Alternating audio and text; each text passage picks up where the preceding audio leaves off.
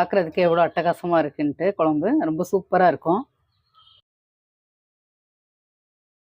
இப்போ குழம்பு எப்படி இருக்குன்னு நம்ம சாப்பிட்டு பார்த்துடலாம். நான் இன்னைக்கு வந்து சப்பாத்தியோட தான் சாப்பிட போறேன். நீங்க நான், ரொட்டி எது கூட வேணாலும் சாப்பிடலாம். ரொம்ப நல்லாயிருக்கும்.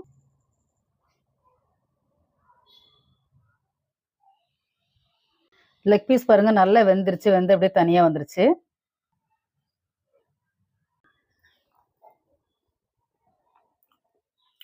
டேஸ்ட் அட்டகாசமா இருக்கு. ரொம்ப சூப்பரா இருக்கு. நம்ம யூசுவலா செய்ற மாதிரியே இல்ல இது. ரொம்ப நல்லா இருக்கு.